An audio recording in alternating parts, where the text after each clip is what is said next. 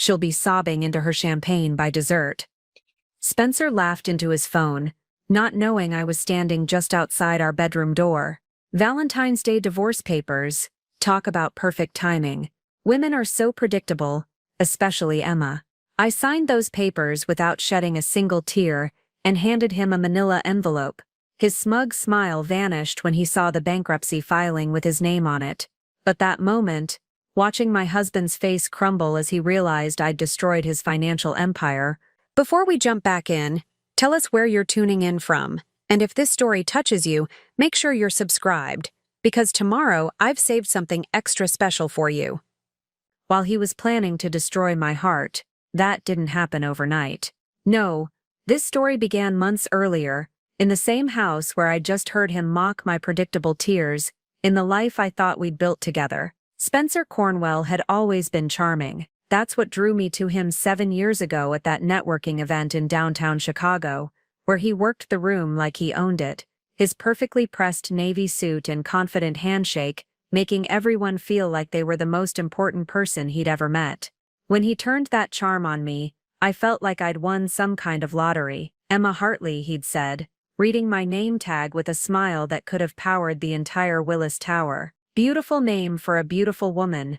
What brings you to this stuffy corporate gathering? I was 26 then, fresh out of graduate school with an MBA, and dreams bigger than my student loan debt. Spencer was 32, already climbing the corporate ladder at Meridian Financial with the kind of aggressive confidence that either impressed people or intimidated them. I was definitely impressed. Our courtship felt like something out of a romantic movie. Expensive dinners at restaurants I couldn't pronounce, weekend trips to his family's lake house in Wisconsin, flowers delivered to my tiny apartment with handwritten notes that made my heart flutter. Spencer didn't just date me, he courted me, pursued me, made me feel like I was the prize he'd been searching for his entire life. You're different from other women, he'd whisper during those early months, his fingers tracing patterns on my back as we lay tangled in his king-sized bed. You're ambitious, smart, driven, you're going to be incredible. And for a while I believed him. We moved in together after 8 months, married after 2 years in a ceremony that cost more than my parents' annual income. Spencer insisted on paying for everything: the venue, the dress, the honeymoon in Tuscany. My wife deserves the best, he'd say whenever I protested about the expense. Besides, I can afford it. That should have been my first warning sign, though I didn't recognize it then. Spencer's generosity always came with strings attached, invisible threads that slowly wrapped around me until I couldn't move without his permission. The control started subtly. Maybe you should reconsider that job offer, he'd suggest when I mentioned opportunities that might require travel or longer hours. We're newlyweds. Don't you want to spend time with your husband? When I landed a consulting position with a prestigious firm, he celebrated with champagne and praise, but his smile never quite reached his eyes. I'm proud of you, sweetheart, he'd said that night, pulling me close as we stood on the balcony of our Lincoln Park condo. Just remember, we're a team now. Every decision affects both of us. I thought he meant it romantically. I thought he was talking about partnership,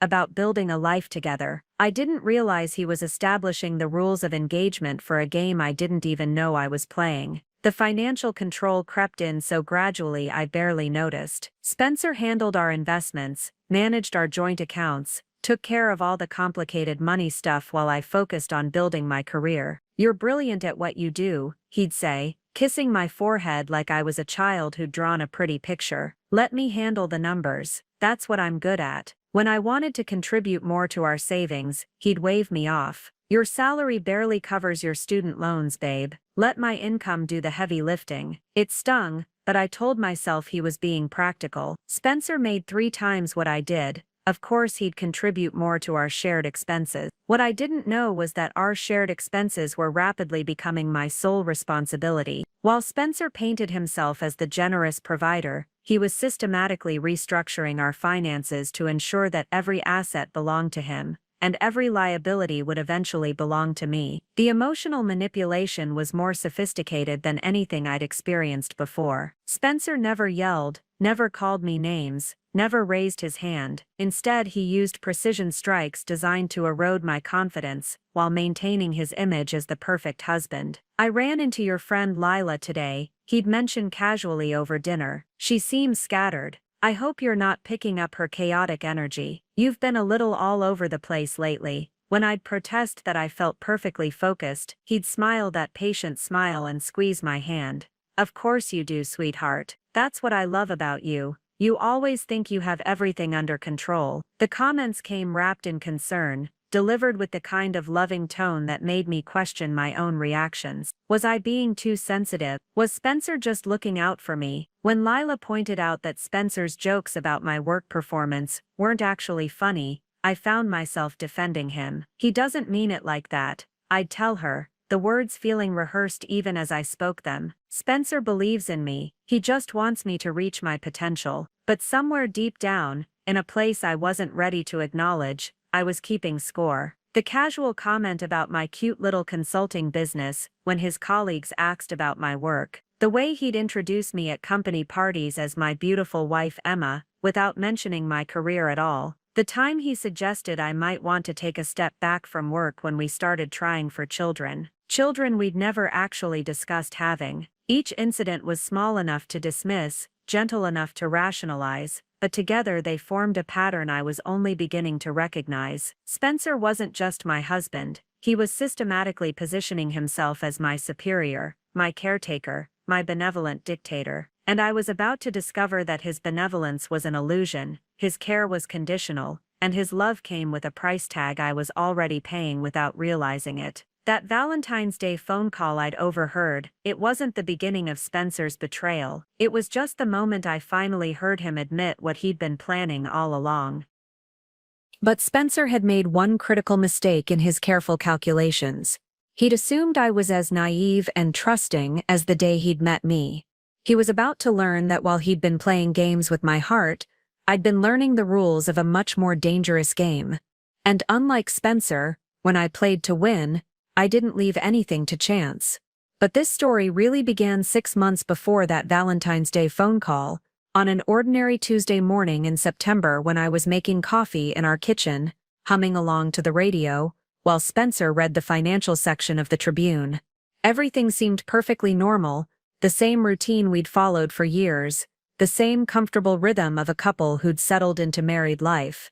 That's when the first crack appeared in my carefully constructed reality. "The Meridian account is finally paying off," Spencer mentioned casually, not looking up from his newspaper. "Big bonus coming through next month."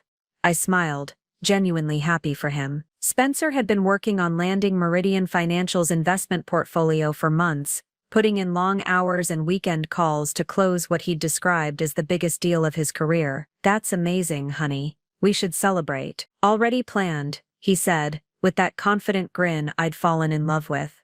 "I'm taking the team to that new steakhouse downtown. You understand, right? It's business." Of course I understood.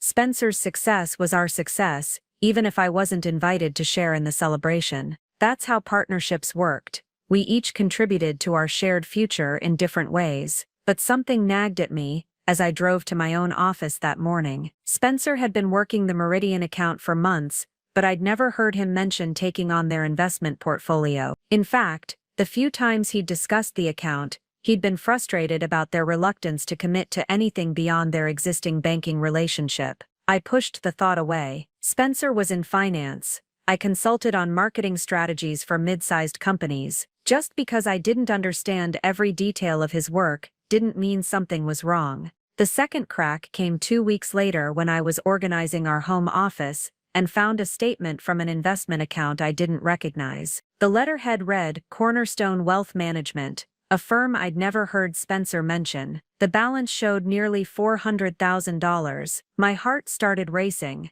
We just had a conversation about potentially buying a larger condo, and Spencer had insisted we couldn't afford the down payment on anything bigger than our current place. He'd shown me our savings account balance, $85,000, and explained that we needed to be more conservative with our spending if we wanted to build real wealth. But here was an account with almost $500,000 that he'd never mentioned. I stood in our office, holding the statement with trembling hands, trying to rationalize what I was seeing. Maybe it was a business account. Maybe it was money he was managing for a client. Maybe there was a perfectly reasonable explanation that I was too financially naive to understand. When Spencer came home that evening, preparing and narrating this story took us a lot of time, so if you are enjoying it, subscribe to our channel.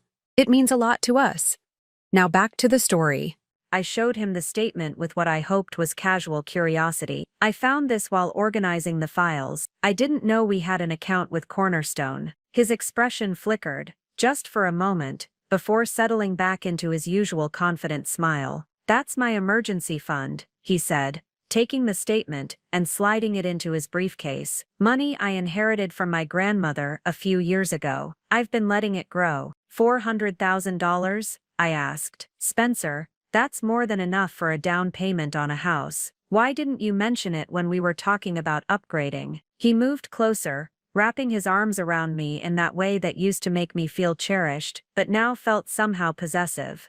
"Because it's not house money, sweetheart. It's insurance. What if something happens to my job? What if the market crashes? I need to know we have something to fall back on." The explanation made sense. Spencer had always been more risk-averse than me when it came to major purchases. But something in his tone, the way he'd quickly tucked the statement away, the fact that he'd never mentioned a grandmother's inheritance in 7 years together, it all felt wrong. That night, lying in bed while Spencer slept peacefully beside me, I stared at the ceiling and tried to convince myself I was being paranoid. Marriages required trust. Spencer had never given me reason to doubt him. He was careful with money, perhaps overly cautious, but that was better than being reckless. Still, I couldn't shake the feeling that I was missing something important. The third crack shattered my denial completely. I was having lunch with my friend Penelope Tatum, who worked in real estate law, when she casually mentioned seeing Spencer at a property showing the previous weekend.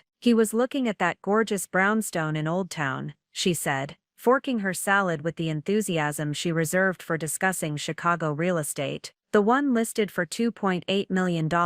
I was surprised you weren't with him." My coffee cup froze halfway to my lips. "Spencer was looking at houses? Just browsing, probably," Penelope said, not noticing my shock. "You know how men get when they start making real money. They like to window shop for what they could afford someday." But Spencer had told me just 3 days earlier that we couldn't afford to upgrade from our current condo. He'd shown me spreadsheets, explained our debt-to-income ratio, insisted that we needed to wait at least 2 more years before considering a larger place. Now I learned he was privately touring $2.8 million properties. I excused myself from lunch early, claiming a client emergency, and drove home in a daze. Everything I thought I knew about our financial situation, our shared goals, our partnership, it was all based on information Spencer had given me. Information that was apparently incomplete at best, deliberately misleading at worst. That afternoon, alone in our condo, I began to see my marriage differently. Not as a partnership between equals, but as a carefully orchestrated performance, where Spencer controlled all the information,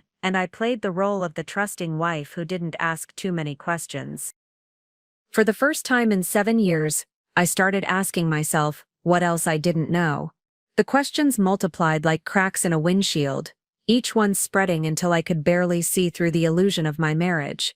That week after lunch with Penelope, I found myself paying attention to details I'd previously overlooked, noticing patterns that had been hiding in plain sight.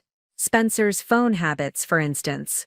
He'd always been protective of his device, claiming it contained sensitive client information that required confidentiality. But now I noticed how he angled the screen away from me even when scrolling through something as mundane as the weather app, how he stepped onto the balcony to take certain calls, lowering his voice to barely above a whisper. "Who was that?" I'd ask when he came back inside, trying to keep my tone light and conversational. "Just Kevin from the office," he'd reply without missing a beat. Boring compliance stuff. But Kevin had been at Spencer's company party just 2 weeks prior, and when I'd mentioned how often Spencer talked to him, Kevin had looked genuinely confused. "Spencer and I barely interact," he'd said with a laugh. "Different departments, you know. I think we've had maybe 3 conversations this year." The lies were so casual, so effortless, that I began to wonder how long Spencer had been practicing them. How many conversations had I dismissed, because I trusted him implicitly? How many times had I accepted his explanations without question, because I couldn't imagine why my husband would deceive me? I started keeping a mental inventory: the weekend golf trips with colleagues whose wives I'd never met, the business dinners that ran until midnight, the sudden increase in his dry cleaning bills, expensive shirts and suits being cleaned far more frequently than his work schedule would require. Each observation felt like discovering a piece of a puzzle I didn't want to solve. The financial inconsistencies became impossible to ignore once I started looking for them. Spencer claimed we needed to be frugal, yet I found receipts for purchases that contradicted our supposed budget constraints. A $3,000 watch for client meetings, a weekend at a luxury spa in Wisconsin, one I'd never been invited to join. I needed to decompress, he'd explained when I found the spa receipt while looking for our insurance information. Work's been brutal lately. I figured a little self-care would make me more productive. The explanation might have been reasonable, if it weren't for the fact that the receipt showed charges for 2 people, 2 spa treatments, 2 dinners, 2 rooms. When I asked about it, Spencer's jaw tightened almost imperceptibly before he smiled. I invited my brother Corey. You know how stressed he's been since his divorce. I thought the change of scenery would do him good. But Corey lived in Denver and worked as a teacher. Even if he could afford to fly to Wisconsin for a spa weekend, which seemed unlikely on his salary, wouldn't Spencer have mentioned such a generous gesture? Wouldn't he have been proud of helping his struggling brother? I called Corey the next day, using the pretense of asking about his new apartment to work the conversation around to recent travel. Travel? Corey laughed. Emma, I haven't left Colorado in 6 months. I can barely afford groceries, let alone spa weekends. Why do you ask? I made up something about planning a family reunion, and hung up feeling sick to my stomach. Spencer hadn't just lied about the spa weekend, he'd invented an elaborate cover story that used his brother's financial struggles as camouflage for whatever he'd actually been doing. That night, I lay awake while Spencer slept beside me, his breathing deep and even, completely untroubled by the deception he'd so easily deployed. I studied his face in the dim light filtering through our bedroom curtains, searching for some sign of the man I'd married. But all I could see was a stranger who'd been wearing my husband's face for 7 years. The emotional manipulation intensified as my questions became more frequent. Spencer seemed to sense my growing unease, and his responses became more calculated, more designed to make me doubt my own perceptions. You've been really anxious lately, he mentioned one evening as I reorganized our filing cabinet, searching for documents that might explain our true financial situation. Maybe you should talk to someone. Stress can make people see problems that aren't really there. When I suggested we schedule a meeting with a financial advisor to review our investments together, Spencer's reaction was swift and decisive. Why would we need to do that? He asked, his tone patient, but with an underlying edge I was learning to recognize. I handle all of that, Emma. It's literally what I do for a living. Don't you trust me? The question was designed to corner me. Any answer other than complete agreement would position me as the suspicious, untrusting wife. But my growing certainty that Spencer was hiding something significant made it impossible to offer the reassurance he was seeking. Of course I trust you, I said carefully. I just thought it might be good for me to understand our investments better, to be more involved in our financial planning. Spencer's smile was condescending in a way that made my skin crawl. Sweetheart, you have enough on your plate with your consulting business. Why stress yourself about portfolio management when you have a husband who's an expert? That's what partnerships are for. We each contribute our strengths. But partnerships required transparency, didn't they? Partners shared information, made decisions together, trusted each other with the truth. What Spencer was describing sounded less like partnership, and more like benevolent dictatorship.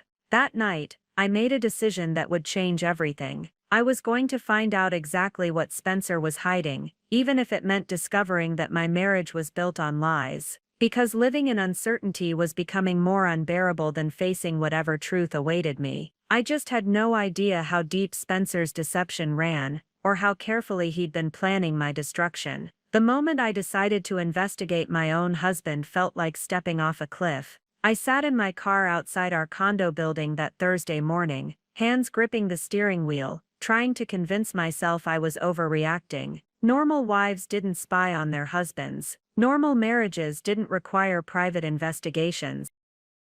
But nothing about my marriage felt normal anymore.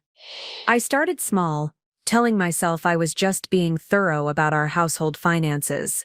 Spencer had left early for a breakfast meeting, giving me time to examine the files he kept in his locked desk drawer. I'd always respected that boundary before. Everyone deserved some privacy, even in marriage. Now that respect felt naive. The key was exactly where Spencer had always kept it, taped under the second drawer. His confidence in my compliance was almost insulting. Inside the locked drawer, I found files organized with the same meticulous precision Spencer applied to everything else in his life. What I discovered made my blood run cold. There were bank statements for accounts I'd never heard of, showing regular transfers of money from our joint business account to these private holdings. Not small amounts, tens of thousands of dollars moved systematically over the past 18 months. Money that should have been building our shared future was disappearing into accounts that bore only Spencer's name. But that wasn't the worst part. Buried beneath the financial documents was a folder labeled Contingency Planning. Inside were printouts of divorce law articles, highlighting sections about asset protection and spousal support limitations.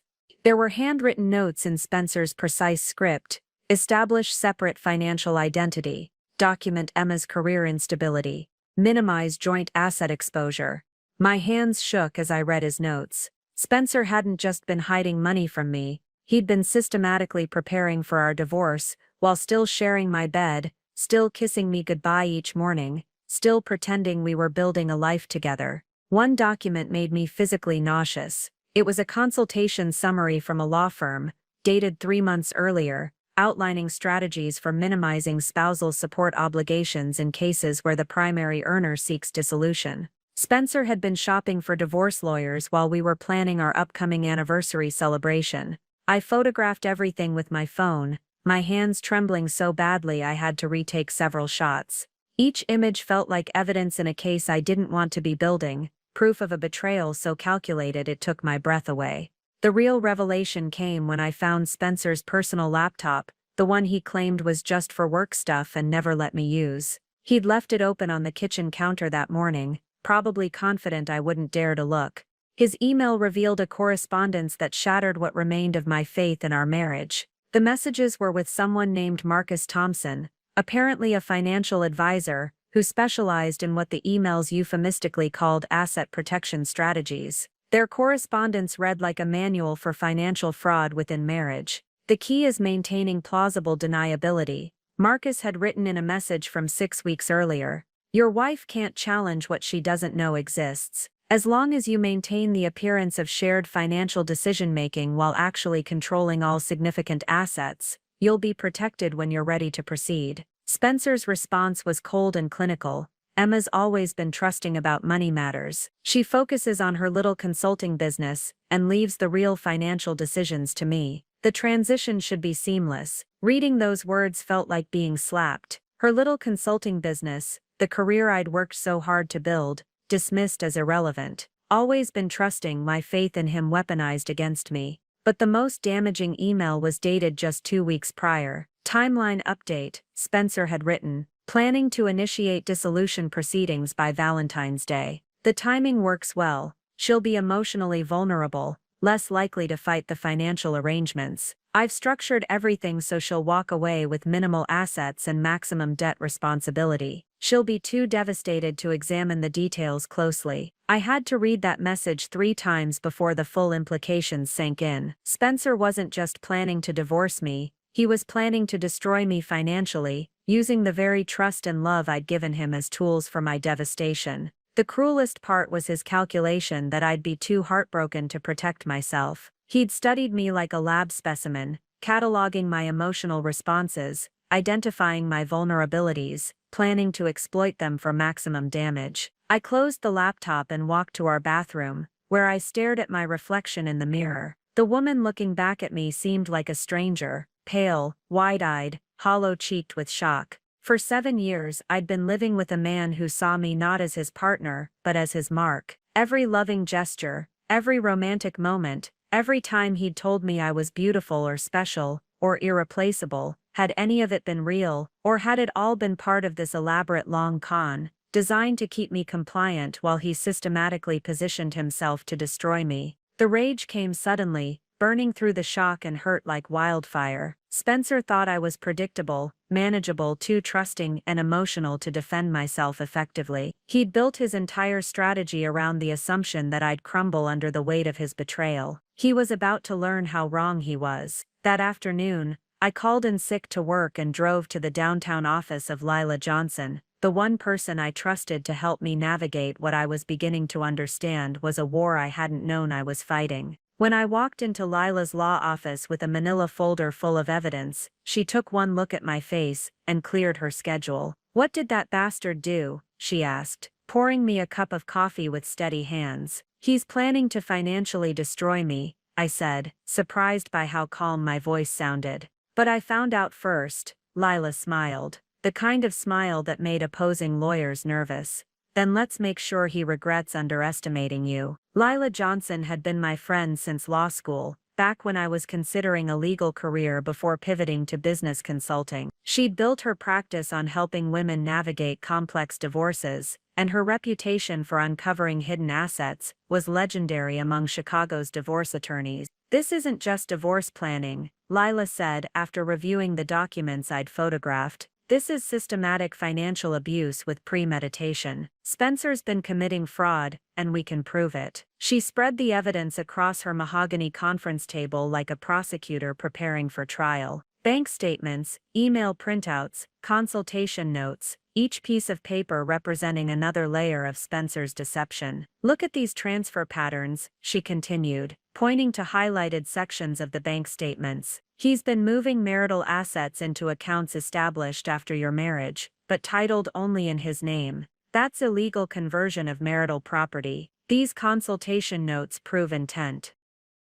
I watched her work, feeling something shift inside me. For months, I'd been questioning my own perceptions, wondering if I was being paranoid or oversensitive. Now I had confirmation that my instincts had been correct. Spencer wasn't just hiding things from me, he was actively stealing from me. "What's our next move?" I asked. Lila's eyes gleamed with the intensity I remembered from our study sessions years ago. "We're going to beat Spencer at his own game. But first, we need to understand the full scope of what he's hidden." She pulled out a legal pad and began making notes. "I'm going to recommend you hire a forensic accountant, someone who specializes in tracing hidden assets. We need to map every account, every investment, every financial move Spencer's made in the last 2 years. Won't that tip him off that I know? Not if we're careful. I have a contact, someone who can work discreetly. Spencer thinks you're too trusting to question him, so we'll use that assumption against him." The irony wasn't lost on me. Spencer's condescending view of my financial naivety would become the very thing that allowed me to outmaneuver him. "There's something else," Lila said, her expression growing more serious. "Based on these emails, Spencer's working with this Marcus Thompson character to hide assets offshore. That's not just marital fraud, it's potential tax evasion and money laundering. We might need to involve federal authorities." The room seemed to tilt. "Federal authorities? Emma, if Spencer's moving significant amounts of money through offshore accounts without proper reporting, he's committed federal crimes. The IRS and potentially the FBI would be very interested in this evidence." I thought about the man who'd held me last night, who'd kissed my forehead and told me he loved me before falling asleep. The same man who'd been planning my financial destruction while lying next to me. "How long do we have?" I asked. Lila checked her calendar. "If he's planning to file on Valentine's Day, that gives us about 10 weeks. Enough time to trace his assets, document everything, and prepare a counter-strategy that will leave him defenseless." "I want him to pay for this," I said quietly. "Not just financially. I want him to face consequences for what he's done." "He will," Lila assured me. "Men like Spencer think they're untouchable because they've never faced real opposition. They get lazy, overconfident. Spencer's documented his crimes for us, we just need to connect all the dots." We spent the next 2 hours developing what Lila called our discovery strategy. I would continue acting like the trusting wife while secretly gathering additional evidence. She would begin the forensic accounting process and research Spencer's business connections. The most important thing, Lila emphasized as I prepared to leave, is that you can't change your behavior around Spencer. He's been watching you for years, cataloging your reactions. Any deviation from your normal patterns could alert him. So I have to keep pretending everything's fine. For now, I know it's difficult, but Spencer's counting on your emotional reactions to his eventual betrayal. When he serves those divorce papers, he expects you to be devastated, compliant, too shocked to think clearly about protecting yourself. Lila handed me a business card. This is my forensic accountant. Her name is Sarah Chen, and she's brilliant at finding money people try to hide. She'll contact you within 48 hours with a cover story about a consulting opportunity. Spencer will never suspect. As I drove home that evening, I felt something I hadn't experienced in months: control. For the first time since discovering Spencer's deception, I wasn't reacting to his manipulation. I was planning my own strategy. Spencer was waiting for me when I got home, warming up Chinese takeout with a concerned expression. "You looked pale this morning," he said, wrapping his arms around me. "Are you feeling better?" "Much better," I replied, accepting his kiss with a smile that felt more genuine than it had in weeks. Because for the first time in our marriage, I knew exactly who Spencer really was, and he had no idea I was about to destroy him. Sarah Chen called me 2 days later, her voice professionally cheerful, as she explained that she was conducting market research for small business consulting firms in the Chicago area. To anyone listening, it sounded like a legitimate business inquiry. To me, it was the beginning of my counterattack. "I'd love to schedule a consultation to discuss your business model and growth strategies," she said. "Would next Tuesday work for an initial meeting?" Spencer barely looked up from his laptop when I mentioned the appointment. "Market research consultant," I explained casually. "Someone's doing a study on independent consulting firms, might be good for networking." He nodded absently, more interested in whatever emails he was reading than in my supposedly mundane business meeting. His dismissal of my professional activities had always stung, but now I was grateful for his condescending attitude. It made him careless. Sarah's office was in a nondescript building in the Loop, the kind of place that housed accountants and financial advisors who preferred discretion to flashy displays of success. She was younger than I'd expected, probably in her early 30s, with sharp eyes behind wire-rimmed glasses,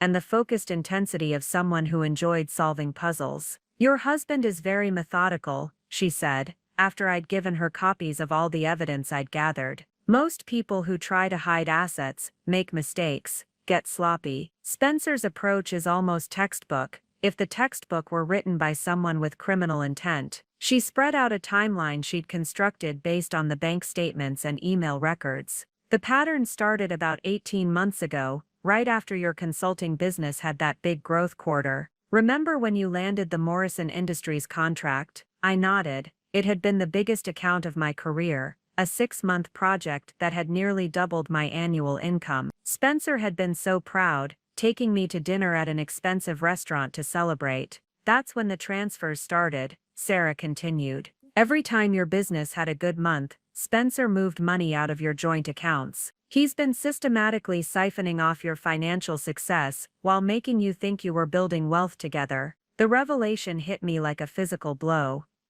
He was stealing my success. More than that. "Look at this." Sarah pointed to a series of transactions highlighted in yellow. "These transfers correspond exactly with your business milestones. When you got the Morrison contract, he moved $50,000. When you landed the Brennan Group account, another $35,000 disappeared. He's been treating your achievements like his personal ATM." I stared at the timeline, seeing my professional victories mapped against Spencer's.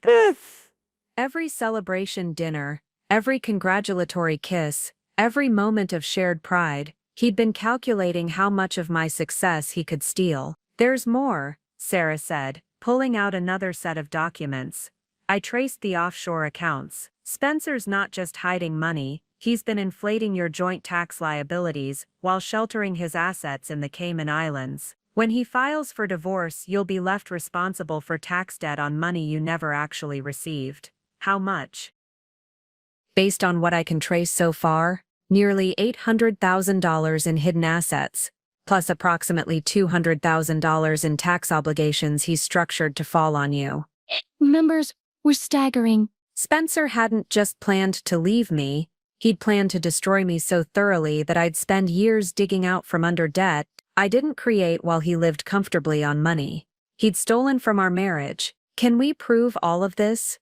I asked. Sarah smiled grimly. Spencer documented everything beautifully, every transfer, every consultation, every step of his plan. He's so confident in his strategy that he's kept meticulous records. It's like he's built our case for us. She handed me a thick folder. This is everything we'll need. Bank records, correspondence with his financial advisor, proof of the offshore accounts, documentation of the tax implications. When we're done, Spencer won't just lose the divorce, he'll face criminal charges for tax evasion and financial fraud. I drove home in a daze, the folder of evidence hidden in my trunk like a nuclear weapon waiting to be deployed. Spencer was in the kitchen when I arrived, cooking dinner with the casual confidence of a man who believed he was untouchable.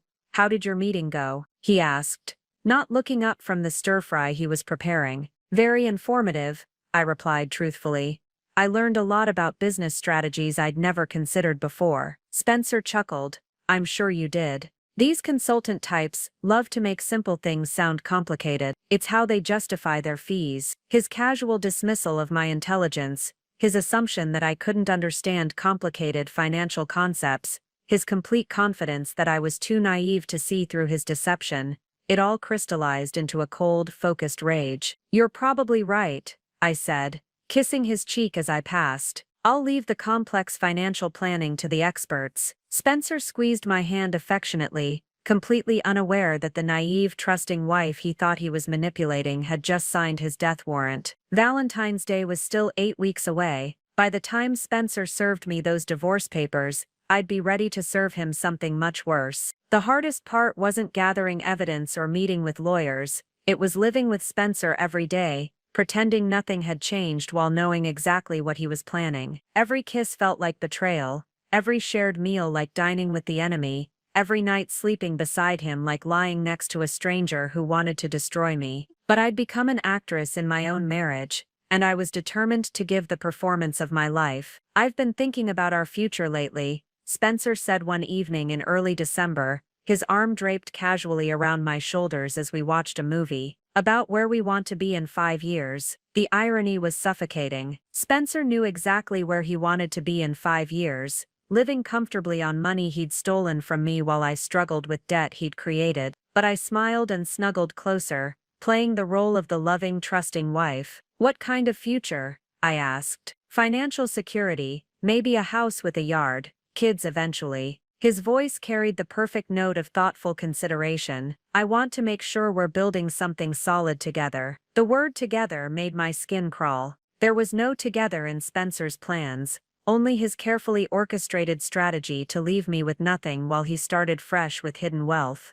That sounds wonderful, I replied, and part of me marveled at how sincere I sounded. I trust you to guide us in the right direction. Spencer squeezed my shoulder, and I could practically feel his satisfaction. Every word of trust I offered reinforced his belief that I was too naive to suspect his betrayal, too dependent to protect myself. Meanwhile, Sarah Chen was working methodically through Spencer's financial records, uncovering layer after layer of deception. She called me weekly with updates, always using the cover story of business consulting to explain our frequent contact. I've traced the Cayman Islands accounts, she reported during one of our coded conversations. Spencer's been making monthly transfers for the past 14 months. The total is approaching $900,000 now, nearly $1 million. Money that should have been securing our shared future was instead funding Spencer's escape plan. There's something else, Sarah continued. I found evidence that Spencer's been claiming business expenses that don't exist,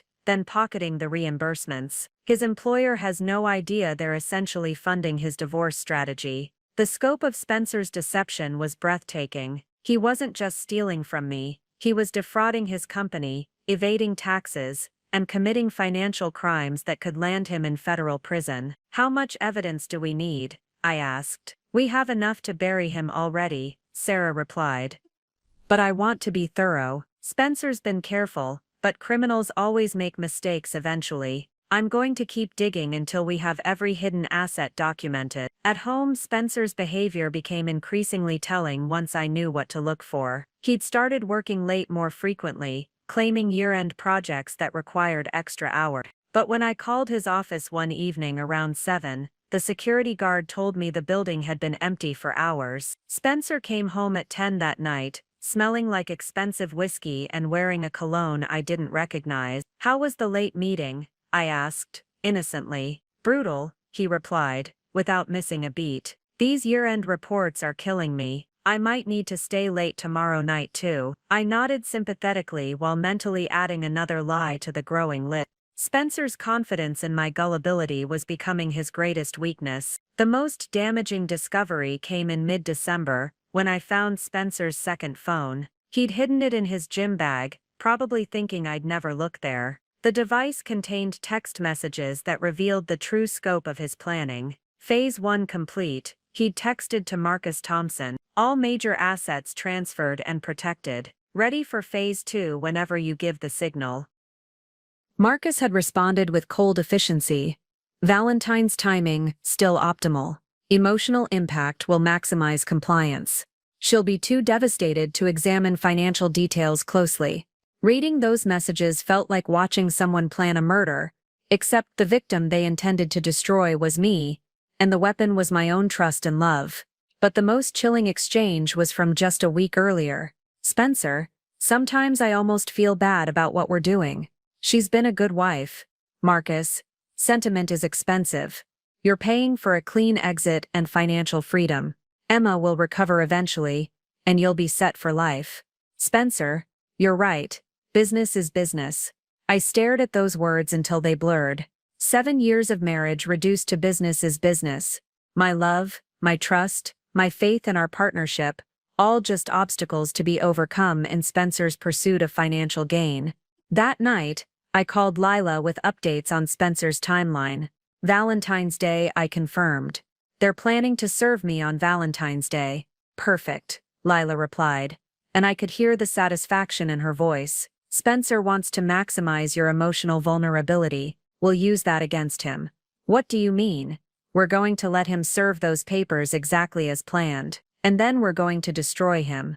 The performance phase of my counter-strategy required a level of emotional compartmentalization I'd never thought I was capable of. For 6 weeks, I had to become the perfect victim, trusting, unsuspecting, emotionally vulnerable in exactly the ways Spencer's plan required. It was exhausting. Christmas came and went with Spencer playing the role of devoted husband to perfection. He bought me expensive jewelry, planned romantic evenings, and spoke constantly about our future together. Every gesture was calculated to reinforce my trust, to ensure I'd be completely unprepared for his Valentine's Day ambush. "I love you so much," he whispered on New Year's Eve, as we watched fireworks from our balcony. "This year is going to be incredible for us." I kissed him back, tasting the lie on his lips, knowing that Spencer's definition of incredible involved my complete financial destruction. But I smiled and told him I loved him too, because that's what his plan required.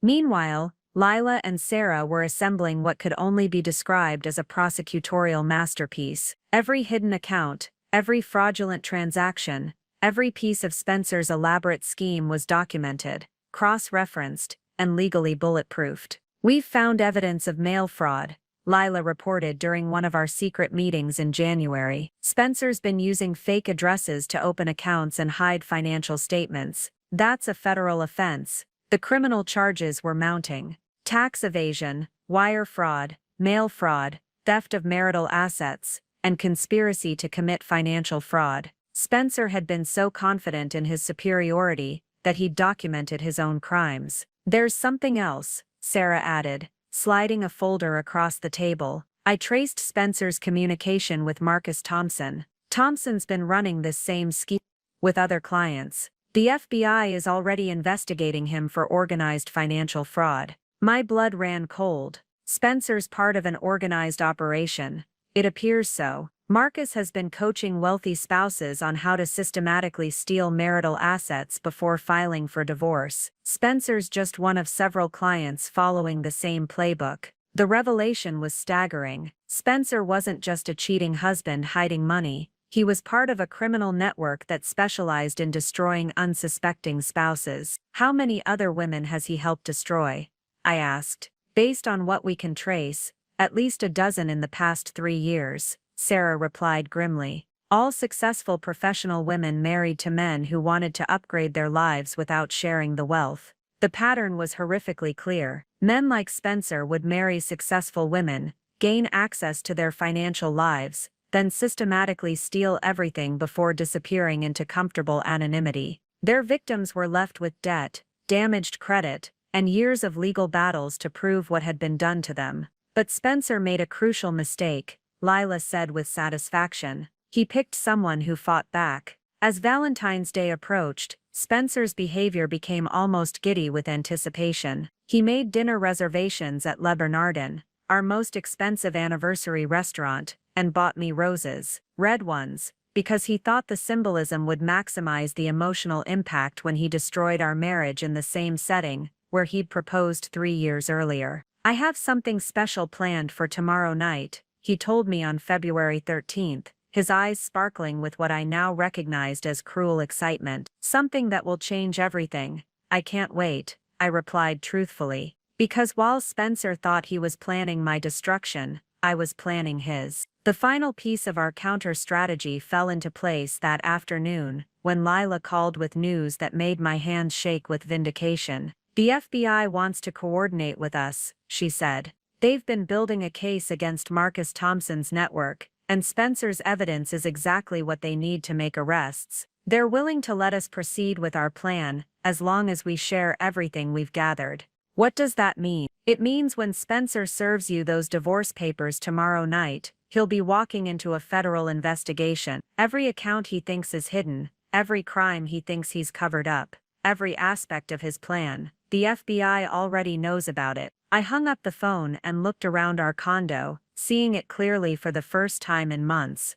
not as the home we'd built together, but as the crime scene where Spencer had spent years planning my destruction. Tomorrow night, Spencer would walk into that restaurant, expecting to watch me crumble. He'd serve me divorce papers designed to leave me devastated and defenseless, confident that his superior planning had guaranteed his victory. Instead, he was about to discover that the naive, trusting wife he'd been manipulating had spent months building a trap that would destroy not just his freedom, but his entire criminal network. Valentine's Day couldn't come fast enough. Valentine's Day arrived with the cruel irony of perfect weather, crisp February air, clear skies, and the kind of golden afternoon light that made Chicago look like a postcard.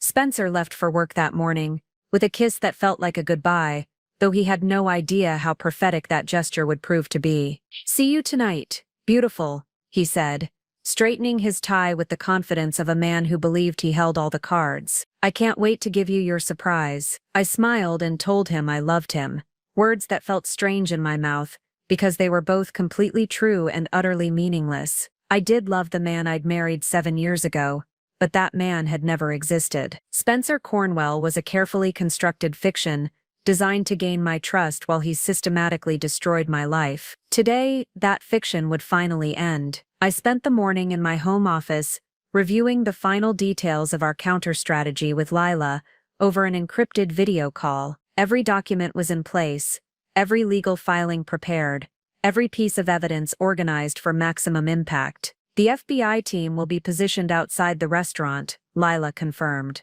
"They'll move in after Spencer serves the papers, but before you deliver your response." Perfect timing for maximum shock value. And the accounts? Already frozen as of this morning. Spencer's hidden assets, his offshore accounts, even his business credit cards, everything he thinks he's been protecting is now evidence in a federal investigation. I felt a surge of satisfaction so intense it was almost dizzying. For months, Spencer had been maneuvering pieces on a chessboard, confident in his superior strategy. He had no idea that while he'd been playing chess, I'd been preparing for war. The afternoon crawled by with excruciating slowness. I chose my outfit carefully, the same black dress I'd worn to our anniversary dinner last year, when Spencer had talked about our bright future together while secretly planning my destruction. The symbolism felt appropriate. At 5 o'clock, I received a text from Spencer, running a few minutes late. Order me a scotch if you get there first. Can't wait to see your face tonight. The heart emoji made my stomach turn. Spencer was looking forward to watching me suffer, anticipating my tears like they were entertainment. The cruelty of it was breathtaking. I arrived at Les Bernardins 15 minutes early, allowing myself time to settle into our reserved table and prepare mentally for what was about to unfold. The restaurant was everything Spencer had chosen for maximum romantic impact: soft lighting, intimate seating, the kind of atmosphere designed to make emotional moments more intense, perfect for his planned ambush, even more perfect for my response. Spencer arrived exactly on time, looking devastatingly handsome in the navy suit I'd helped him pick out for last year's company party. He kissed my cheek with practiced affection and settled into his chair, with the easy confidence of a man who believed he was about to execute the perfect crime. "You look beautiful tonight," he said, reaching across the table to squeeze my hand. "That dress is perfect." We ordered wine and appetizers, making small talk about work and weekend plans, conversations that felt surreal, given what we both knew was coming. Spencer was performing the role of loving husband right up until the moment he planned to destroy me. The envelope appeared during the main course, sliding across the white tablecloth like a snake. Plain white paper, no decoration, utterly unremarkable, except for the devastation it was designed to deliver. "Happy Valentine's Day, sweetheart," Spencer said, his voice carefully modulated to sound regretful rather than triumphant. "I have something I need to give you." I looked at the envelope for a long moment, letting Spencer savor what he thought was my confusion and growing dread. His eyes were bright with anticipation, watching my face for the first signs of the emotional collapse he'd been planning for months. I opened the envelope slowly, pulled out the divorce papers, and read through them with the calm attention of someone reviewing a grocery list. Spencer had highlighted certain sections in yellow, the parts designed to maximize my shock and ensure I understood exactly how thoroughly he'd outmaneuvered me. The financial settlement was brutal in its efficiency. I would receive virtually nothing while assuming responsibility for debts I'd never known existed. Spencer had structured everything to leave me financially devastated while he disappeared with nearly $1 million in hidden assets. It was a masterpiece of calculated cruelty, designed by someone who knew exactly how to use my love and trust as weapons against me. I looked up to find Spencer watching me intently, waiting for the tears he'd bet would come. Instead, I smiled. "Thank you," I said quietly, pulling a pen from my purse. "This is exactly what I needed." I signed the papers without hesitation, dated them with a flourish, and slid them back across the table. Spencer's confident expression flickered with the first hint of confusion. "That's it?" he asked. "That's it," I confirmed, reaching into my purse for the manila envelope I'd been carrying all day. "Now I have something for you." Spencer's confusion deepened as I placed the manila envelope on the table between his wineglass and the divorce papers he'd just served me. The restaurant's ambient lighting caught the official seals visible through the envelope's transparent window, but Spencer was too focused on my unexpected calm to notice the details. "What's this?" he asked, his voice carrying the first note of uncertainty I'd heard from him in months. "Your real Valentine's Day gift," I replied, folding my hands in my lap with serene composure. "Open it." Spencer reached for the envelope with the cautious movements of someone who'd suddenly realized the script wasn't going according to plan. His fingers fumbled slightly with the clasp, the first sign that his supreme confidence was beginning to crack. He pulled out the first document, and his face went completely white. "Federal criminal complaint," I said helpfully, as if reading the header aloud might help him process what he was seeing. "United States of America versus Spencer Michael Cornwell. Charges include wire fraud, mail fraud, tax evasion, and conspiracy to commit organized financial fraud." Spencer's eyes darted across the page, his lips moving silently as he read. I watched him discover his name listed alongside Marcus Thompson and 6 other men who'd been running the same systematic spouse destruction scheme across multiple states. This is... He started, then stopped, his voice catching. "Real?" I suggested. "Yes, it is. Keep reading." The second document was a restraining order, freezing all of Spencer's assets, including accounts he thought I didn't know existed. The third was a warrant authorizing the search and seizure of his electronics, files, and financial records. But it was the fourth document that made Spencer's hands start trembling visibly. Asset recovery order, I explained conversationally, as if we were discussing the weather, requiring the immediate return of $847,000 in marital funds that were illegally transferred to offshore accounts, plus penalties and interest, of course. Spencer looked up from the papers, his eyes wide with the kind of panic I'd seen in him only once before, the night his father had been rushed to the hospital with a heart attack. But this panic was different. This was the look of a man who'd just realized his entire world was collapsing. "Emma," he whispered. "What did you do?" "I protected myself," I replied simply, "something you clearly never expected me to be capable of." Spencer's gaze darted around the restaurant, and I could see him calculating escape routes, wondering if he could somehow salvage his plan or minimize the damage. The same analytical mind that had orchestrated my destruction was now frantically trying to find a way out of his own trap. "You don't understand," he said, leaning forward with desperate urgency. "That money, it's complicated. It's not what it looks like.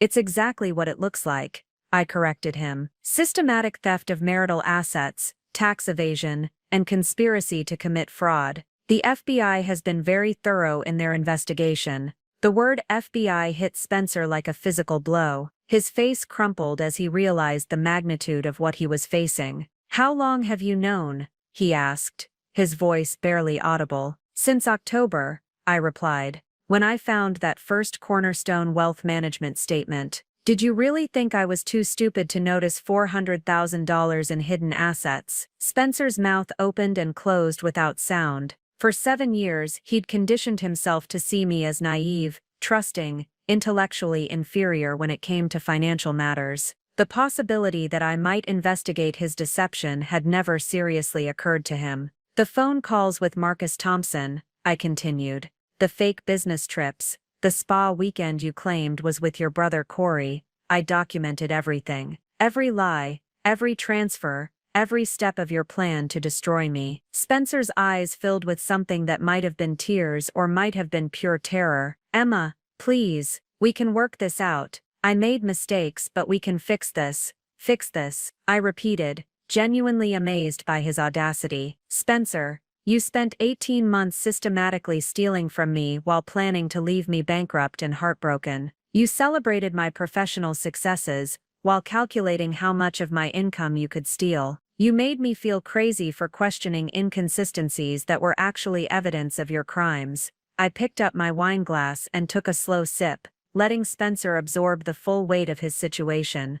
"There's nothing to fix," I said finally. "There's only justice." Spencer's phone buzzed against the table. He glanced at it automatically, and I watched his face go gray as he read the message. "Federal agents," I explained. "They've been waiting outside for you to finish reading your charges." Through the restaurant's front windows, Spencer could see the black SUVs that had just pulled up to the curb. His 7-year con was over, and my new life was just beginning. Spencer stared at the federal agents visible through the restaurant's windows with the hollow expression of a man watching his own execution. His hands shook as he set down the criminal complaint, the papers rustling like autumn leaves in his trembling grip. "You planned this," he said, his voice barely above a whisper. "The whole time you knew." "Not the whole time," I corrected, surprising myself with how calm I sounded. "Just since I realized that my loving husband was actually a criminal who'd been systematically destroying my life while I slept next to him every night." Spencer's eyes darted around the restaurant, taking in the other diners who were beginning to notice our table's tension. A couple nearby had stopped their conversation to glance in our direction. The sommelier hovered uncertainly near the wine station, clearly sensing something was wrong but unsure whether to intervene. "Emma, please," Spencer whispered urgently. "Think about what you're doing. If you go through with this, there's no going back. My career, my reputation, everything will be destroyed." The irony was so complete it took my breath away. Spencer was begging me to consider the consequences for his life, his career, his reputation, The same things he'd been planning to destroy in my life without a moment's hesitation. Your career built on fraud, I asked. Your reputation as someone who steals from his own wife. Spencer, those things were never real to begin with. He reached across the table, his fingers brushing mine in a gesture that once would have melted my resolve. I love you, he said desperately. I know I made mistakes, but I love you. That has to count for something. For just a moment I felt an echo of the woman I'd been 6 months ago, the woman who would have believed those words, who would have found a way to rationalize his behavior, who would have convinced herself that love could overcome betrayal. But that woman had died the night I overheard Spencer laughing about my predictable tears. You love me, I repeated, my voice carrying a note of genuine curiosity. Spencer, you spent months planning to serve me divorce papers on Valentine's Day, because you calculated it would maximize my emotional devastation. You stole nearly $1 million from our marriage while making me feel guilty for questioning a grocery receipt. You were part of a criminal network that specializes in destroying women's lives. I leaned forward, holding his gaze with the steady intensity of someone who'd finally seen the truth. That's not love, Spencer. That's predation. Spencer's face crumpled as the full weight of his situation finally penetrated his shock. What happens now? He asked.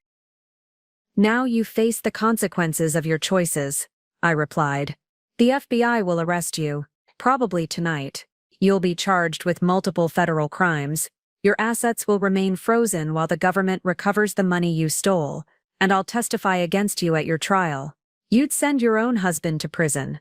The question hung in the air between us, heavy with 7 years of shared history, 7 years of breakfasts and anniversaries, of holding hands during movies and planning imaginary futures. 7 years of a marriage that had been built on lies so fundamental that I wondered if I'd ever really known Spencer at all. My husband wouldn't have done what you did, I said quietly. The man I married was kind, honest, and protective. You're someone else entirely, someone who wore his face while planning my destruction. Spencer's phone buzzed again. This time, when he glanced at it, his remaining composure shattered completely. They're coming in, he said, his voice breaking. Through the restaurant's entrance, I could see 2 federal agents in dark suits speaking quietly with the maitre d'. Other diners were beginning to notice the unusual activity, conversations dropping to whispers, as people sensed drama unfolding. Spencer, I said, and he looked up at me with the desperate hope of a drowning man reaching for a lifeline. Before they take you away, I want you to know something. He nodded eagerly, still clinging to the possibility that I might offer him some form of mercy or understanding.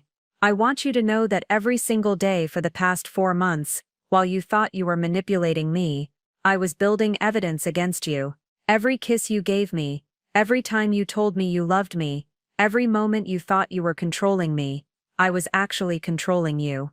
Spencer's face went completely blank as the implications sank in. You're not the only one who knows how to plan, Spencer. You're just the only one who got caught. The federal agents had reached our table.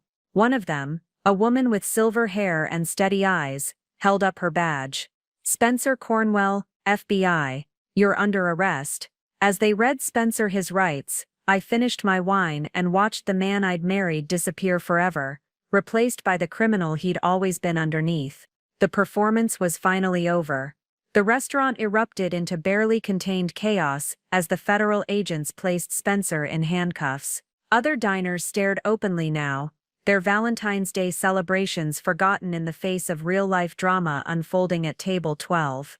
Phones appeared, recording the arrest of a man who'd walked in planning to destroy his wife and was now being led away in federal custody. Spencer looked back at me once as they escorted him toward the exit, his eyes carrying a mixture of disbelief, betrayal, and something that might have been respect. For 7 years, he'd seen me as his intellectual inferior, someone to be managed and controlled. Now he was discovering that I'd outmaneuvered him so completely that he'd walked willingly into his own destruction. Ma'am, the silver-haired agent said, returning to our table after Spencer had been loaded into the waiting SUV. I'm Agent Patricia Wells. We'll need you to come with us for debriefing. I nodded, gathering my purse and the divorce papers Spencer had served me less than an hour ago. The irony wasn't lost on me. These papers that were supposed to devastate me would now serve as evidence of his premeditation in the federal case against him. "Will I need a lawyer?" I asked. Agent Wells smiled. "Miss Cornwell, you're not under investigation. You're the victim here, and frankly one of the most thorough victims we've ever worked with. Your documentation is going to help us prosecute not just your husband, but the entire network he was part of." As we walked through the restaurant, I caught fragments of conversation from other tables. "Did you see that? Her own husband, Valentine's Day arrest." The story would be in the papers tomorrow, I realized. The society wedding that had been featured in Chicago magazine 7 years ago would be followed by a very different kind of headline. The FBI field office was exactly what I'd expected from television shows: sterile fluorescent lighting, beige walls, and the constant hum of serious people doing serious work. Agent Wells led me to a conference room where Lila was already waiting with Sarah Chen and a man I didn't recognize. "Emma," Lila said, standing to embrace me, "how do you feel?" It was a question I'd been asking myself since the handcuffs clicked around Spencer's wrists. How did I feel? Vindicated, certainly. Relieved that the months of secret investigation were finally over. But also something else, a strange emptiness, where rage and fear had lived for so long. "Free," I said finally. "I feel free." The debriefing took 3 hours.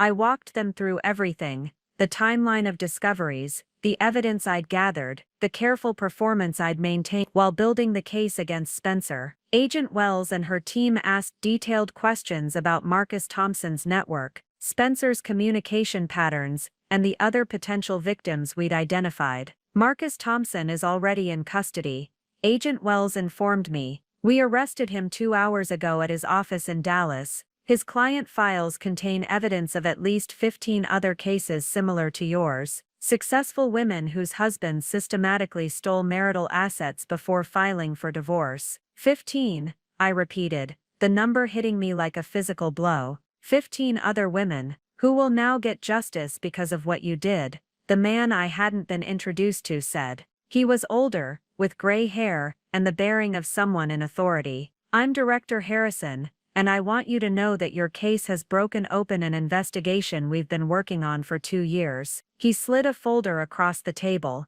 "These are the other victims. Because of your evidence, we can now recover their stolen assets and prosecute the men who destroyed their lives." I opened the folder and saw photographs of women who looked remarkably like me: professional, educated, successful. Women who'd been targeted specifically because of their achievements, their assets, their trusting natures. Women who'd loved men who saw them as marks rather than partners. "What happens now?" I asked. "Now you rebuild," Lila said firmly. "The asset recovery order means you'll get back everything Spencer stole, plus damages. His employer is cooperating fully. Apparently they're horrified to discover they were unknowingly funding criminal activity. You'll be financially secure while you decide what comes next." "And Spencer?" Agent Wells consulted her notes. "Multiple federal charges carrying a potential sentence of 15 to 20 years. He'll likely plead guilty to avoid trial, but he'll serve significant time." I nodded, surprised by how little satisfaction that gave me. Spencer's imprisonment wouldn't undo the years of manipulation or erase the betrayal, but it would ensure he couldn't destroy another woman the way he'd tried to destroy me. "There's something else," Director Harrison said. "We'd like you to consider speaking to the other victims. Many of them are struggling with shame, self-blame, wondering how they missed the signs. Hearing from someone who fought back and won might help them heal." I thought about those photographs, women who'd trusted the wrong men, and paid devastating prices for that trust. Women who might still be blaming themselves for not seeing what had been carefully hidden from them. "Yes," I said without hesitation. "I'll help however I can." As we prepared to leave, Agent Wells handed me a business card. "The trial will probably be in 6 months. Until then, try to enjoy your freedom, Miss Cornwell. You've earned it."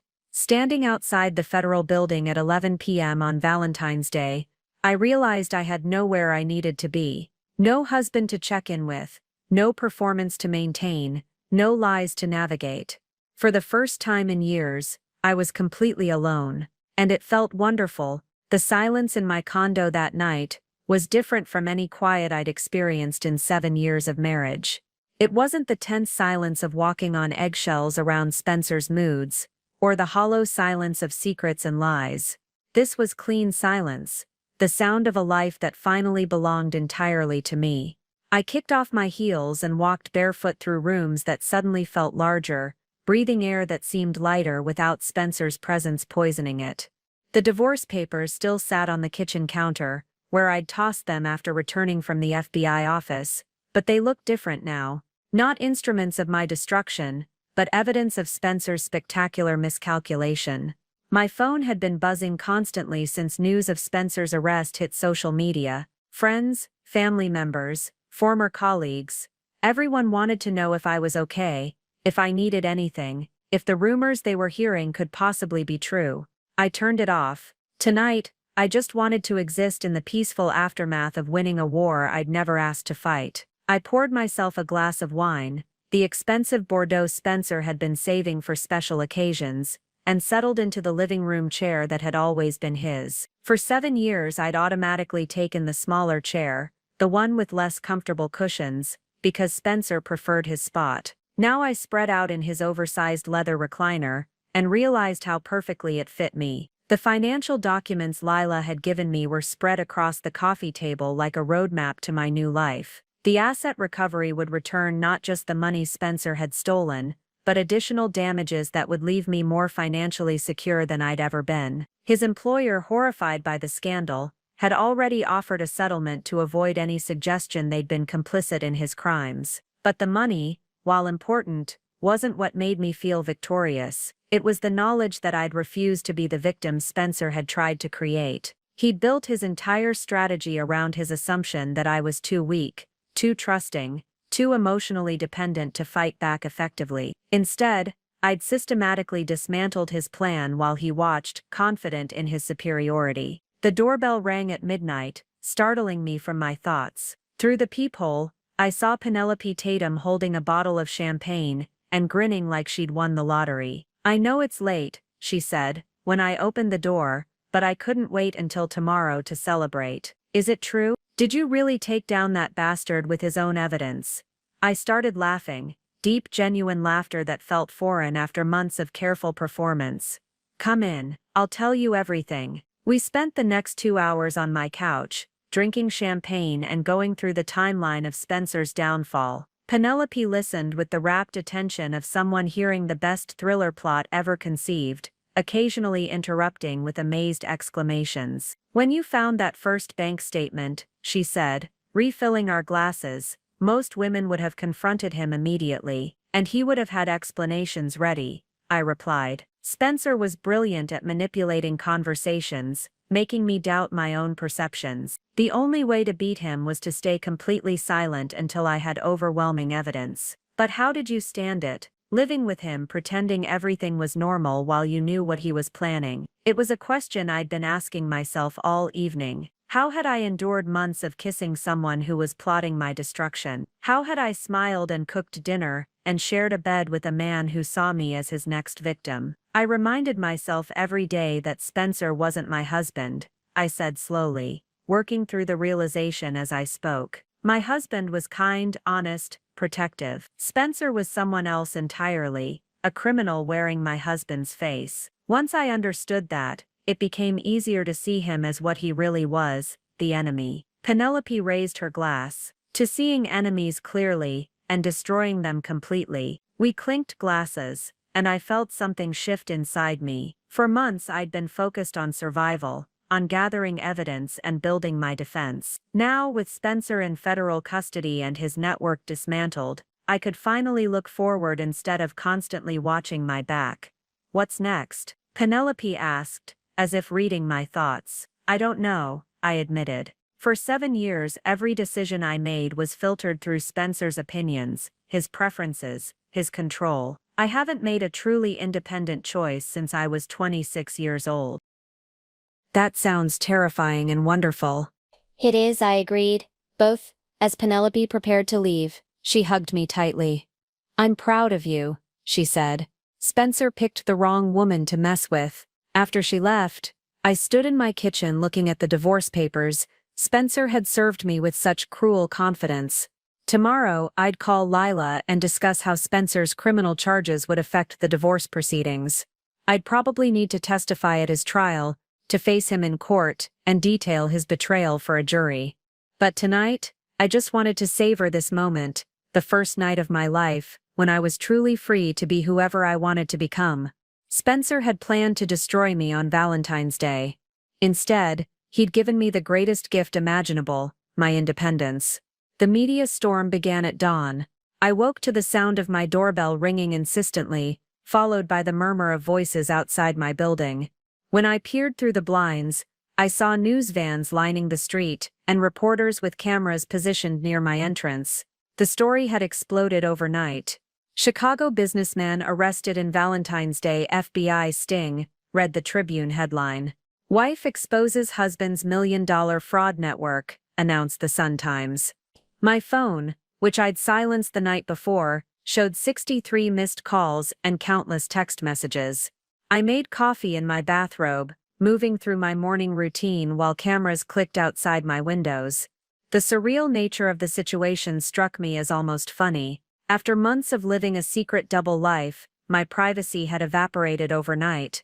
But unlike the secrets I'd been forced to keep with Spencer, this exposure felt liberating rather than suffocating.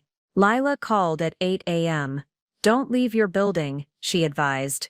"The media attention will die down in a few days, but right now you're the story everyone wants. I've already had calls from 3 production companies wanting to option your story for television." Apparently, the idea of a woman systematically destroying her criminal husband while he thinks he's destroying her is exactly the kind of female empowerment narrative Hollywood loves right now. I laughed, imagining Spencer's reaction to learning his carefully planned crime had become a feminist revenge fantasy for mass consumption. "What did you tell them?" "To call back in 6 months. Right now we focus on the legal proceedings and making sure you're protected." The legal proceedings, as it turned out, moved with startling speed. Spencer's arrest had triggered a cascade of investigations that reached far beyond our marriage.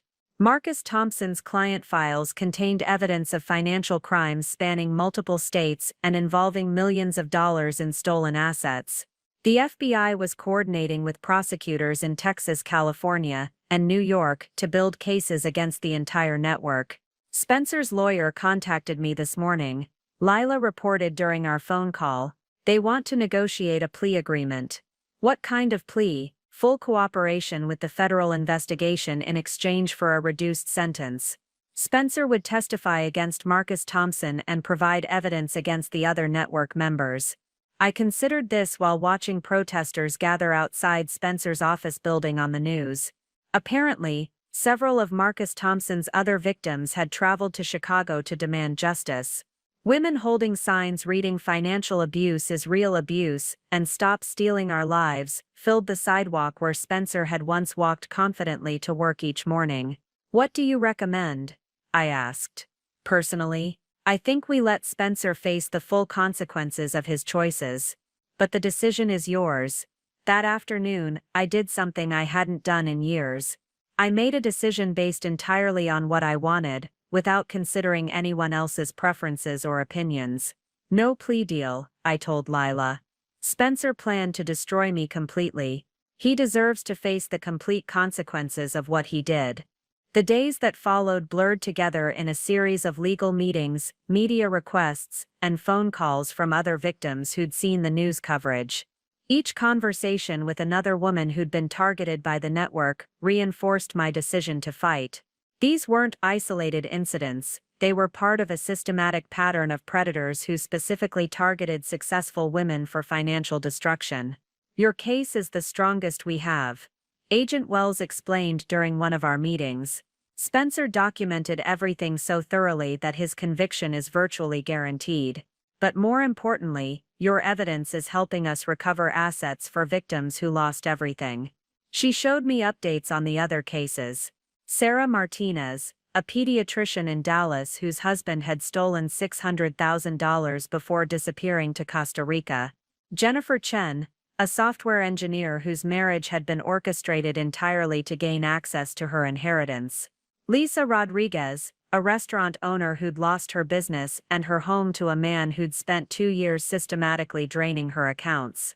"They're getting their money back because of what you did," Agent Wells said. "Without your evidence, we never would have been able to trace the network's operations."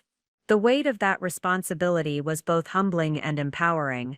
My refusal to be Spencer's victim had protected other women from the same fate. 2 weeks after Spencer's arrest, I received an unexpected visitor. Agent Wells called to ask if I'd be willing to meet with someone who'd specifically requested to speak with me. "Her name is Amanda Foster," Agent Wells explained. "She was one of Marcus Thompson's first victims, about 5 years ago. She lost everything and spent years rebuilding her life. She wants to thank you for making sure what happened to her doesn't happen to anyone else." That afternoon, I opened my door to find a woman about my age with graying hair and steady eyes that reflected both pain and strength. "I wanted to meet the woman who fought back," Amanda said simply, "and to tell you that you saved more lives than you know." Amanda Foster sat across from me in my living room, holding a cup of tea with hands that trembled slightly, not from nervousness but from what I recognized as the lingering effects of trauma.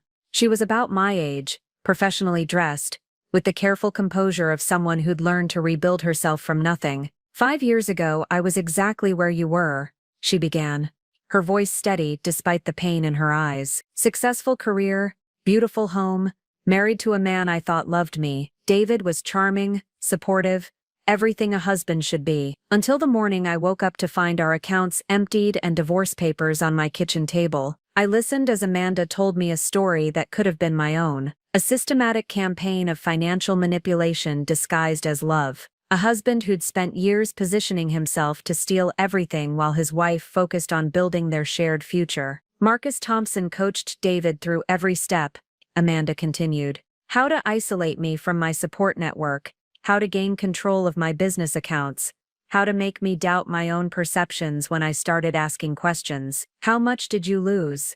"Everything. My consulting business, our house, my retirement savings, $1.8 million total. David disappeared to the Cayman Islands with money I'd earned, and I was left with debt he'd accumulated in my name." The number hit me like a physical blow. Amanda had lost more than twice what Spencer had tried to steal from me, and she'd had no warning, no time to prepare. "I spent 3 years fighting just to survive," she said. "Living in a studio apartment, working temp jobs because my credit was destroyed, trying to prove to lawyers and judges that my husband had committed crimes when I had no evidence to support my claims." "What happened to David?" "Nothing." Amanda's voice carried a bitterness that 5 years hadn't dulled.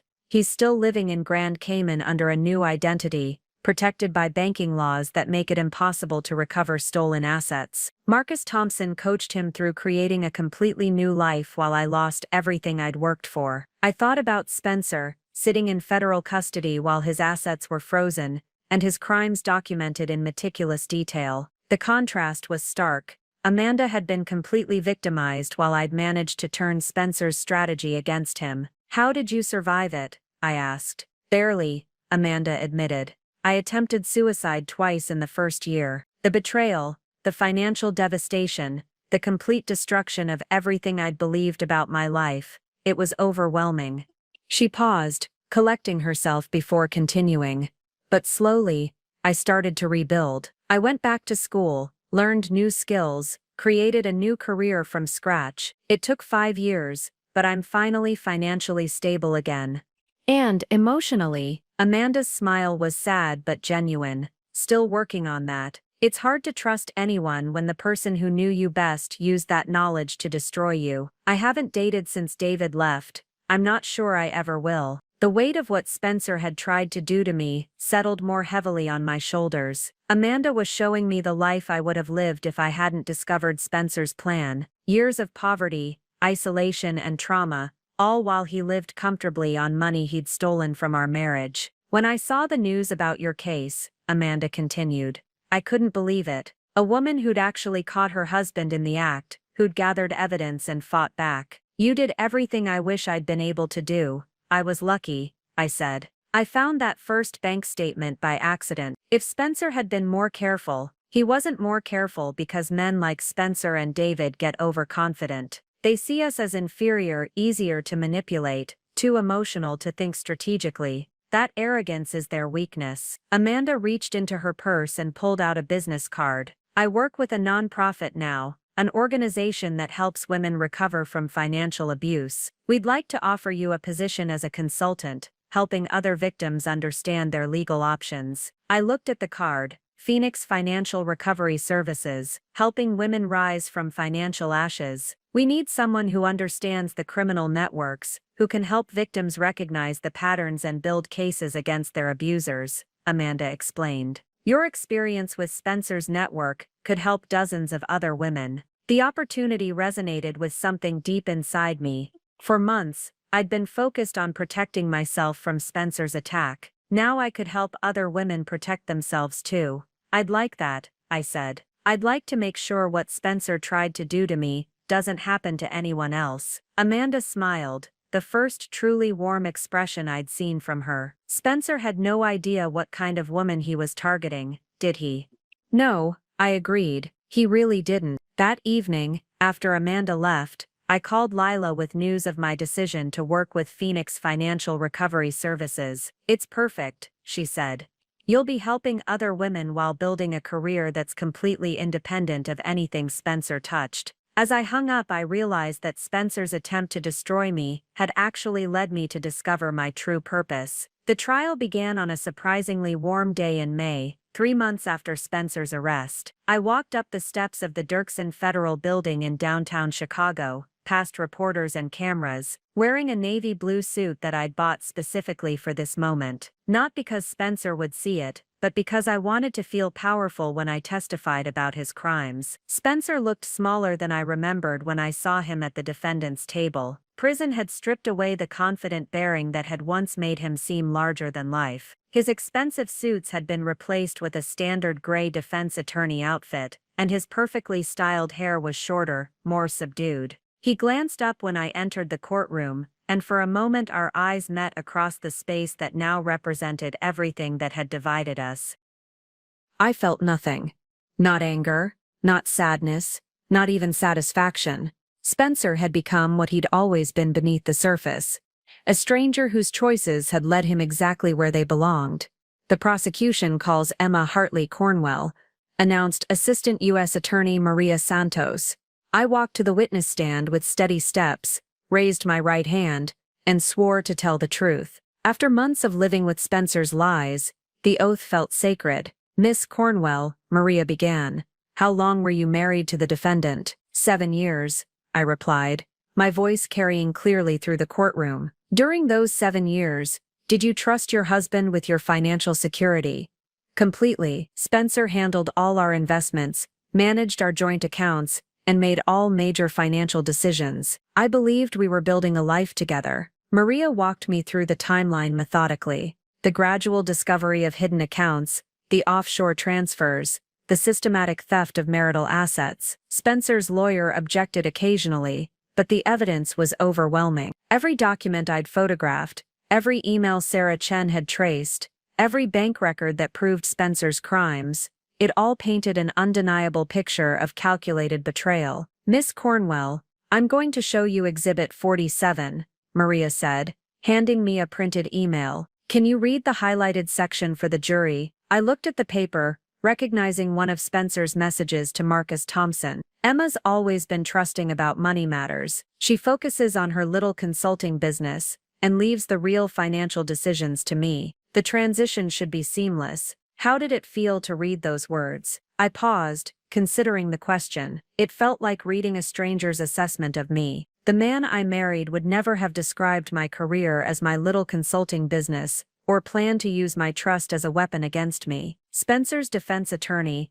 a sharp-faced man named Robert Knox, tried to paint me as a vindictive wife, seeking revenge against an unfaithful husband. But the financial evidence made his arguments irrelevant. This wasn't about marital discord, it was about systematic federal crimes. Miss Cornwell, Knox said during cross-examination, isn't it true that you were angry about your husband's extramarital activities? I was angry about his criminal activities, I corrected. Affairs are personal betrayals. Stealing nearly $1 million from your spouse is a federal crime. But you admit you were motivated by anger when you contacted law enforcement. I was motivated by the desire to protect myself and other potential victims from ongoing criminal activity. Knox tried several more approaches, but each question gave me the opportunity to highlight Spencer's crimes rather than deflect from them. The jury watched our exchange with the kind of attention that suggested they were seeing through his strategy. When I stepped down from the witness stand,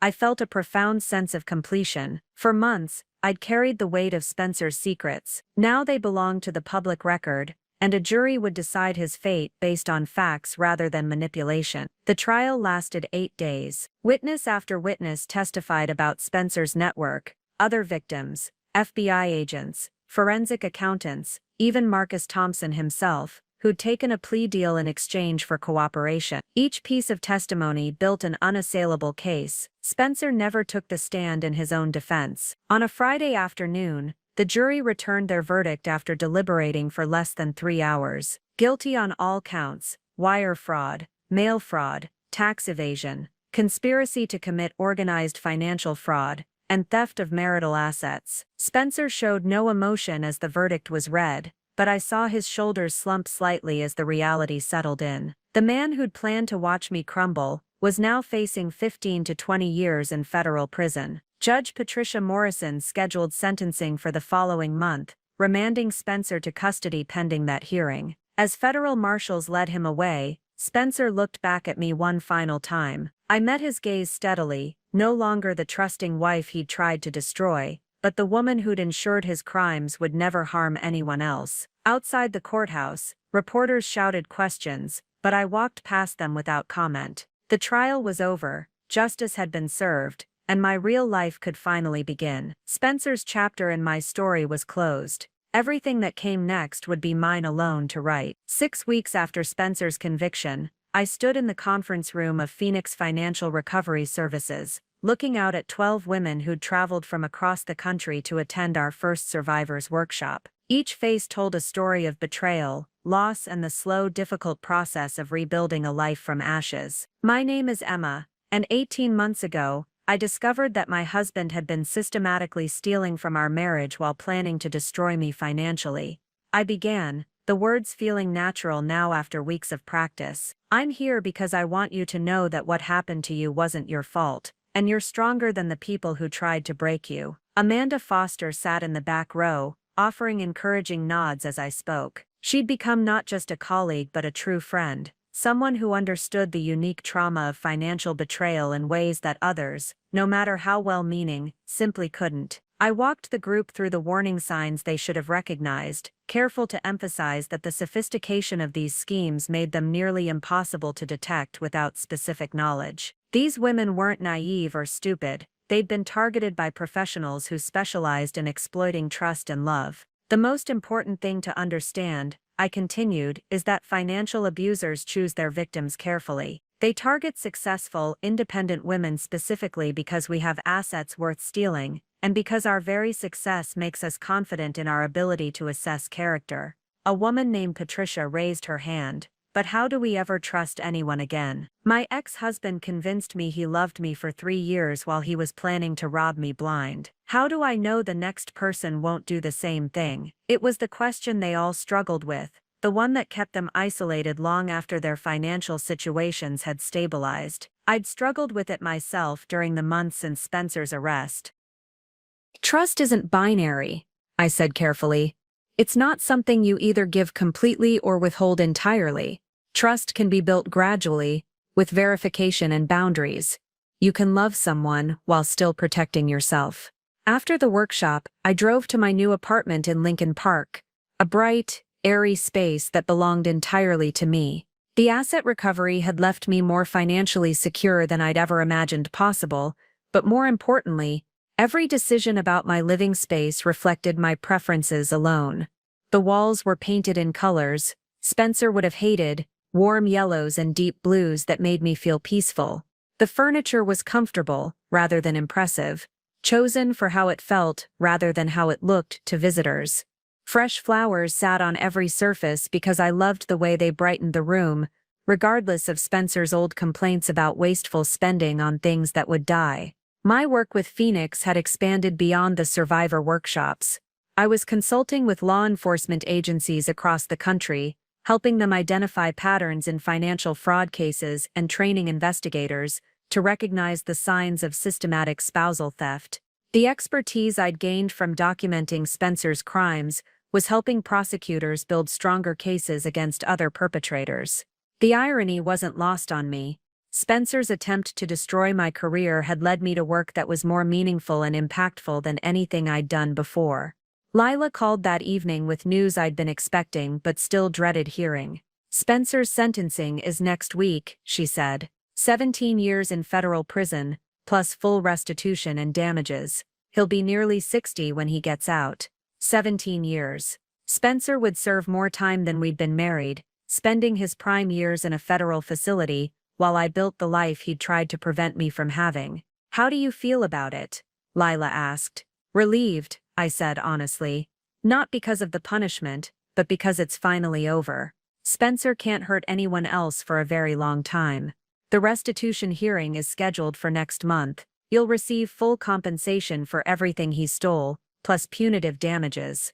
You're looking at close to $1.2 million total. The money would secure my future in ways I'd never imagined possible, but more importantly, it represented acknowledgement that what Spencer had done was criminal, not just personal. The legal system had validated my experience and ensured that his crimes carried real consequences. That weekend, I flew to Denver to visit Spencer's brother Corey, who'd reached out after the trial. He was struggling with guilt over his brother's actions and shame about the family name that Spencer had destroyed. "I keep thinking I should have seen it," Corey said, as we sat in his modest apartment. "Spencer was always competitive, always looking for advantages, but I never imagined he was capable of this." Spencer spent years perfecting his public persona, I assured him. If his own wife couldn't see through it, how could his family? Corey was one of the innocent casualties of Spencer's crimes, someone whose reputation and relationships had been damaged by association with a criminal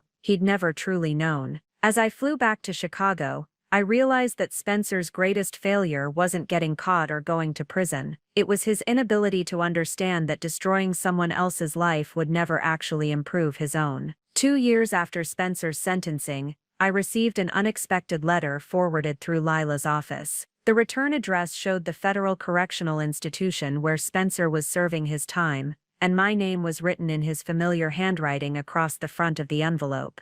I stared at it for a long time before opening it, wondering what Spencer could possibly have to say after all this time. Part of me wanted to throw it away unread, but curiosity won out. "Emma," the letter began, "I know I have no right to contact you, and I understand if you don't read this, but I need you to know that I'm sorry." I almost stopped reading there. Spencer's apologies had been weapons during our marriage, carefully crafted to manipulate my emotions and maintain his control. But something about the tone made me continue. "Prison gives you a lot of time to think about who you really are and what you've done. I've spent 2 years trying to understand how I became someone capable of treating you the way I did. The answer isn't complicated. I was selfish, arrogant, and convinced that my wants mattered more than your well-being." The letter continued for 3 pages, detailing Spencer's journey through therapy and his growing understanding of the damage he'd caused. He wrote about the other inmates who'd shared their stories of financial fraud,